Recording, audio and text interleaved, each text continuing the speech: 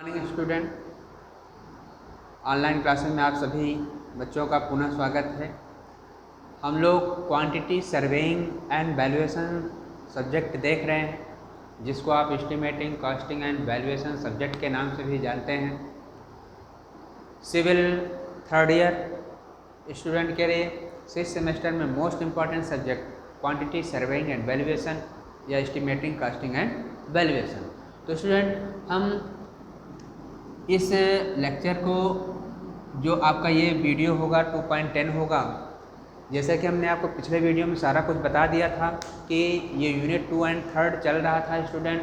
But BTE के निर्देशानुसार जैसे कि इन्फॉर्मेशन आप लोगों के पास जा चुकी होगी, मैंने पिछले वीडियो में मैंने इसके बारे में बताया था कि आपका अब जो एग्ज़ाम होगा वो सब्जेक्टिव मोड पे ना होते हुए ऑब्जेक्टिव मोड पे होगा, मतलब multiple choice question MCQ question पे बेस्ड होगा। तो उसके मद्देनज़र हम आपके सामने लगातार पिछले वीडियो में भी स्टूडेंट ऑब्जेक्टिव कैसे आता है क्वेश्चन चर्चा कर रहे थे, उसी पे हम फोकस करते हुए आगे कंटिन्यू कर रहे हैं। तो स्टूडेंट, हम यहाँ पे आप यूनिट 1 इसलिए मैं लिख रहा हूँ क्योंकि हम यूनिट 2 एंड 3 पे चल रहे थे, लेकिन वो सब्जेक्टिव मोड पे चल रहा था पढ़ाई आपका। लेकिन पिछले वीडियो में मैंने यूनिट 1 ऑब्जेक्टिव क्वेश्चन पे मैंने चर्चा किया था कि जो चैप्टर आप पढ़ चुके हैं उस पर मल्टीपल चॉइस क्वेश्चन जो मोस्ट इंपॉर्टेंट है वो कौन कौन से हो सकते हैं, कैसे पूछा जा सकता है, कौन से क्वेश्चन आ सकते हैं। तो उसमें मोस्ट इंपॉर्टेंट क्वेश्चन आपके सामने भेजा जा रहा है स्टूडेंट। और मैं फिर से आपसे कहना चाहूँगा कि जितने भी आपके वीडियो पे जा रहे हैं, आप उसका जो है अच्छी तरीके से नोट्स प्रॉपर वे में बनाते रहिए, ताकि एग्ज़ाम के पहले आप उसको एक बार माइंड में ले जा सकें। क्योंकि बार बार आप वहाँ पे वीडियो देखने का टाइम नहीं मिलेगा, टाइम नहीं होगा। अगर आप एक नोट पेपर बनाएंगे तो उसमें आसानी के साथ आपके सारे सेलेक्टिव MCQ क्वेश्चन जो होंगे आपके पास उपलब्ध रहेंगे। तो आइए स्टूडेंट, हम उसी को आगे कंटिन्यू करते हैं। जैसे कि हमने आपको उसमें 2 क्वेश्चन बता दिया था, तो आज उसी को हम आगे कंटिन्यू करते हैं। तो क्वेश्चन नंबर 3 अगर हम देखते हैं स्टूडेंट ऑब्जेक्टिव मोड पे, क्वेश्चन नंबर 3 की बात करें तो आज आपको फिर उसी को कंटिन्यू हम आगे बढ़ा रहे हैं। देखिए, जैसे स्टूडेंट हो क्वेश्चन देखते हैं, कुर्सी क्षेत्रफल में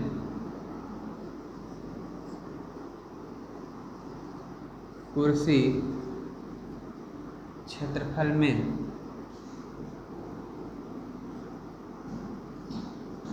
में शामिल नहीं किए जाते हैं, शामिल नहीं किए जाते हैं। कुर्सी क्षेत्रफल में शामिल नहीं किए जाते हैं। जैसा कि स्टूडेंट, ये मैं आपको, अगर आपने जो सब्जेक्टिव का मैंने क्वेश्चन आपको पढ़ाया था उसमें भी मैंने आपको फोकस किया था कि ये जो है मल्टीपल कॉम्पिटिटिव लेवल एग्जाम में पूछा जाता है, वही क्वेश्चन मैं आपके सामने फिर से मैं बता रहा था उसमें। तो मल्टीपल क्वेश्चन जब पूछेगा स्टूडेंट, मोस्ट इंपॉर्टेंट क्वेश्चन बन जाता है, क्योंकि ऐसे क्वेश्चन बराबर आपको पूछने में मिलता है। ध्यान रखिएगा, मोस्ट इंपॉर्टेंट क्वेश्चन है, ध्यान रखिएगा, ये बराबर पूछा जाता है। तो कुर्सी क्षेत्रफल में शामिल नहीं किया जाता है। अब 4 ऑप्शन आपको दे सकता है, शामिल नहीं किया जा सकता है। 4 ऑप्शन में दे सकता है फर्श क्षेत्रफल,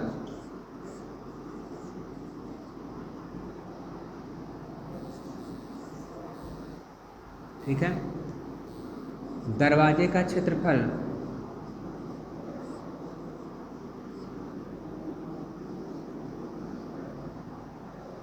ठीक है,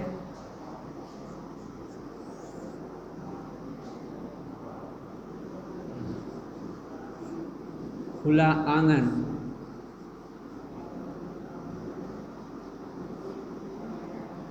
खुला आंगन क्षेत्रफल, या फिर स्टूडेंट इनमें से कोई नहीं।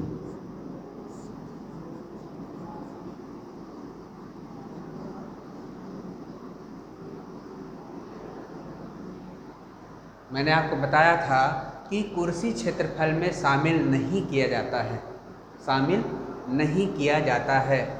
कोर्ट यार्ड, खुला आंगन स्टूडेंट, मैंने आपको बताया था कोर्ट यार्ड वो शामिल नहीं किया जा सकता है। ये क्वेश्चन ऐसे भी दे सकता है, यहाँ पे ध्यान रखिएगा, खुला क्षेत्रफल, ध्यान रखिएगा, खुला क्षेत्रफल दे सकता है, इसी में अटैच कर सकता है आंगन क्षेत्रफल। तो ध्यान रखिएगा क्वेश्चन कैसे भी दे सकता है, अगर ऐसे ना देकर ऐसे दे सकता है स्टूडेंट। देखिए यहाँ पे दे सकता है, ये अलग कर सकता है खुला क्षेत्रफल, ठीक है, या आपको कंफ्यूज करने के लिए ऐसे भी दे सकता है आंगन क्षेत्रफल। अब यहाँ पर हो सकता है ऑप्शन ऐसे दे, एक ऑप्शन और बढ़ा सकता है, या फिर इसमें से ऐसे दे सकता है स्टूडेंट, आपको सेकंड प्लस थर्ड ऐसे भी दे सकता है। तो मैंने आपको बताया था कि कोर्ट यार्ड, ठीक है ना, कोर्ट यार्ड मतलब आंगन का क्षेत्रफल कहिए, ठीक, या कोई ओपन एरिया है तो वो भी इंक्लूड नहीं किया जाता है। ध्यान रखिएगा, मोस्ट इंपॉर्टेंट क्वेश्चन है, तो कुर्सी क्षेत्रफल में शामिल नहीं किया जाता है। आंगन क्षेत्रफल, खुला क्षेत्रफल भी आप कर सकते हैं, ऐसे भी क्वेश्चन दे सकता है। नेक्स्ट क्वेश्चन हम देखेंगे,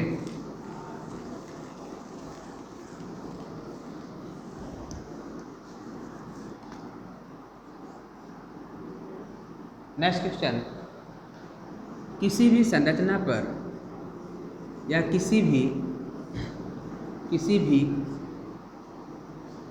परियोजना पर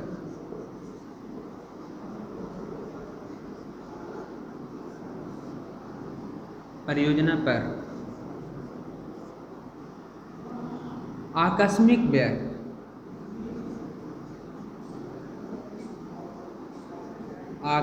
व्यय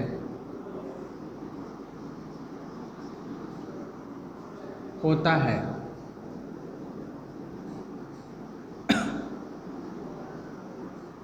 ठीक है स्टूडेंट, आकस्मिक व्यय, कॉन्टिजेंसीज व्यय पूछता है, तो आप ध्यान रखिएगा, ये आपको ऐसे ऑप्शन दे सकता है 5 से 6%,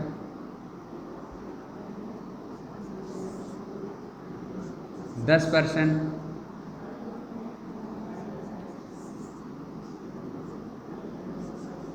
1.5 से 2%, या आपको दे सकता है 12%, ठीक है। तो यही मोस्ट इम्पॉर्टेंट क्वेश्चन है, कोई भी संरचना पर जो आकस्मिक व्यय होता है, कॉन्टिजेंसीज व्यय जो होता है स्टूडेंट, वो 1.5 से 2% में खर्च होता है। ध्यान रखिएगा, 1.5 से 2% खर्च होता है। तो इसी प्रकार से नेक्स्ट क्वेश्चन हम देखेंगे स्टूडेंट।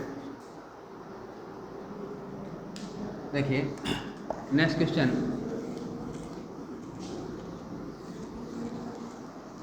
नंबर 5 हम देखेंगे,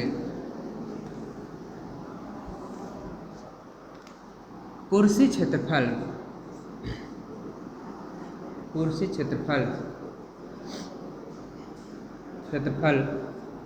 फर्श क्षेत्रफल की तुलना में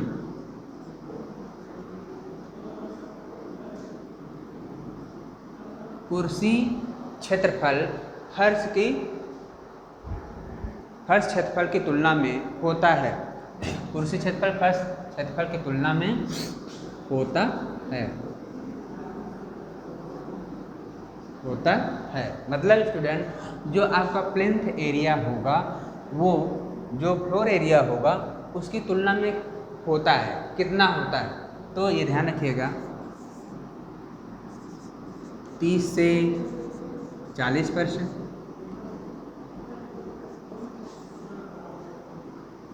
50 से 60%,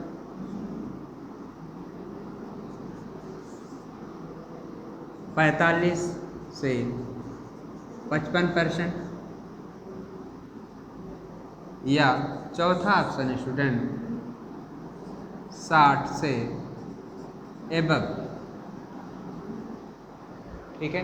तो ध्यान रखिएगा, कुर्सी क्षेत्रफल जो फर्श क्षेत्रफल की तुलना में स्टूडेंट वो 30 से 40% के रेंज में होता है। क्लियर हो गया? तो ये आपको ध्यान रखिएगा, ये याद रखिएगा। ये सारे क्वेश्चन जो स्टूडेंट बराबर आपसे पूछा जाता है, ऐसे ही क्वेश्चन पूछा जाता है। हम इसके आगे नेक्स्ट क्वेश्चन पे चर्चा करेंगे स्टूडेंट। देखिए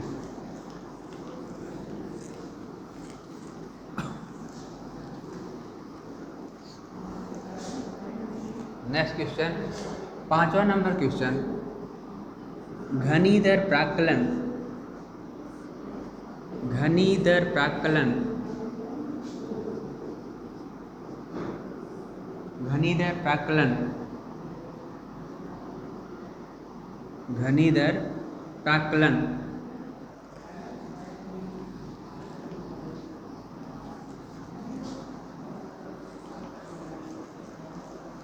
घनी दर प्राक्कलन कुर्सी क्षेत्रफल, कुर्सी क्षेत्रफल की तुलना में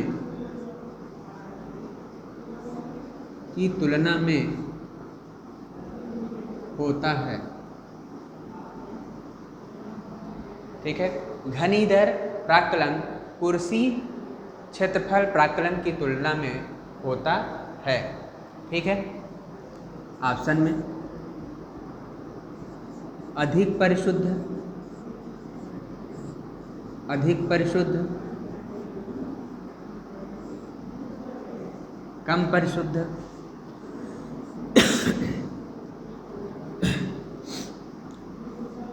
कम परिशुद्ध,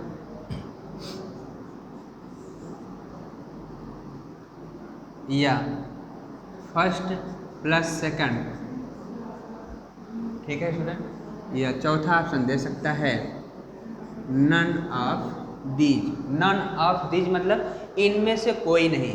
ठीक है, ये क्वेश्चन आपसे पूछ रहा है घनी दर जो क्यूबिकल कंटेंट रेट है उससे जो हम एस्टीमेट निकालते हैं, मैंने आपको डिटेल में बताया, उसकी तुलना में कुर्सी क्षेत्रफल की तुलना में ये अच्छा होता है या ये अच्छा होता है, इसका कंपैरिजन आपको बताना है।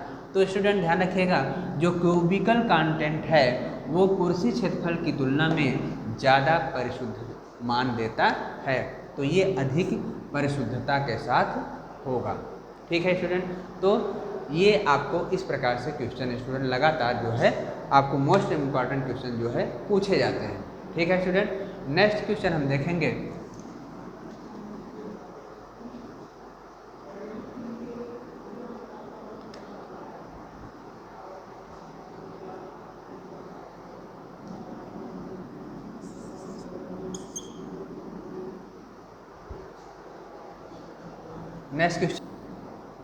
नेक्स्ट क्वेश्चन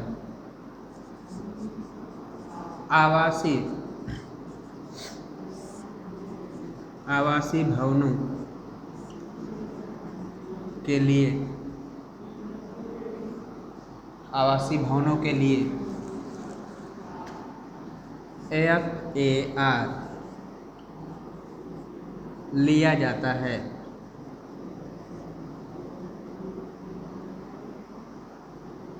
लिया जाता है मतलब स्टूडेंट FAR मतलब फ्लोर एरिया रेशियो। ध्यान दीजिए, फ्लोर एरिया रेशियो।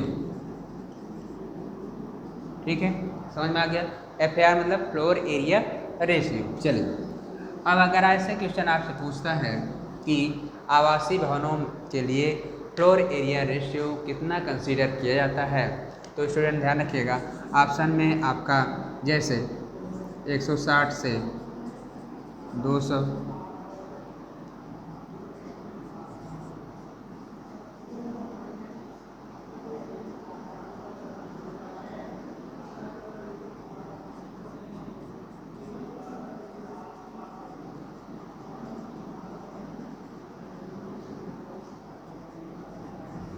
या इसमें हो सकता है नॉन ऑफ दीज हो सकता है। ठीक है, तो ध्यान रखिएगा, जो फ्लोर एरिया रेशियो लिया जाता है स्टूडेंट वो 140 से 160 के रेंज में लिया जाता है। ये मान स्टूडेंट ध्यान रखिएगा, 200 भी कंसीडर किया जा सकता है क्योंकि कुछ बुकों में आपको 200 भी दे रखा है, ठीक है। तो 140 से 200 के रेंज में जो है आपका फ्लोर एरिया रेशियो लिया जाता है। क्लियर हो गया स्टूडेंट। तो आवासीय भवनों के लिए फ्लोर एरिया रेशियो कितना लिया जाता है, 140 से 200 लिया जाता है। क्लियर हो गया। इसी प्रकार से हम नेक्स्ट आगे के चैप्टर पे स्टूडेंट हम मल्टीपल चॉइस क्वेश्चन जो मोस्ट इम्पॉर्टेंट है आगे के वीडियो में लेकर उपस्थित होंगे स्टूडेंट। आज का वीडियो हम यहीं पे एंड करेंगे और घर पे रहिए, सुरक्षित रहिए स्टूडेंट। लेकिन ध्यान रखिए कि आपका एग्ज़ाम जुलाई के सेकंड वीक में या थर्ड वीक में प्रस्तावित है, कंफर्म होना है स्टूडेंट, इसलिए अच्छे तरीके से आप तैयारी पे लग जाइए। धन्यवाद स्टूडेंट।